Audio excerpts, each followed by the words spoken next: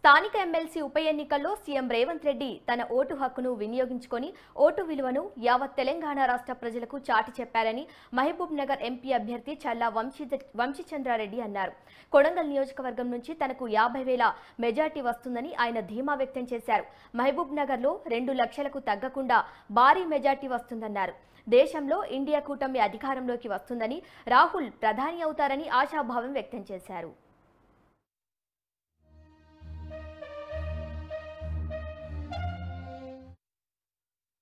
కొడంగల్ మిత్రులు, బంధువులు, పార్టీ శ్రేయోభిలాషులతో ఆత్మీయ సమ్మేళనంలాగా వారితో చర్చించడం జరిగింది. రేవంత్ రెడ్డి గారు ఇక్కడ కొడంగల్ ప్రజలందరూ కూడా చాలా స్పష్టమైనటువంటి అభివృద్ధి సంక్షేమ హామీలను ఇవ్వడం జరిగింది.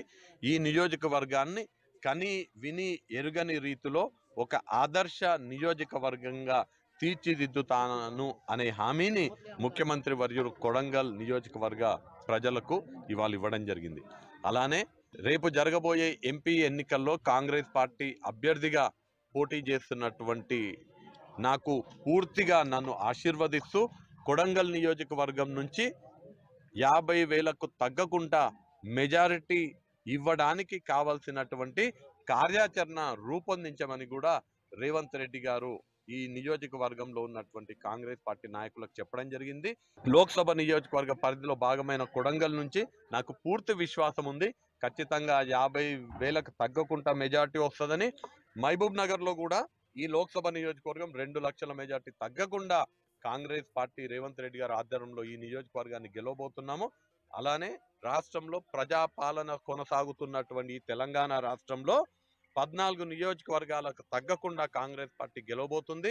దేశంలో ఇండియా కూటమి అధికారంలోకి రాబోతుంది. రాహుల్ గాంధీ గారు ప్రధానమంత్రి కాబోతున్నారనే విషయాన్ని తెలియజేస్తూ ఇక్కడ ఉన్నటువంటి కాంగ్రెస్ పార్టీ నాయకులు, కార్యకర్తలు నాకు పూర్తిగా మద్దతు ఇస్తున్నటువంటి వారందరికీ, నా గెలుపు కోసం సహకరిస్తున్నటువంటి ప్రతి ఒక్కరికి పేరు పేరున కృతజ్ఞతలు తెలియజేస్తున్నాను. కొడంగల్ మిత్రులు, బంధువులు, పార్టీ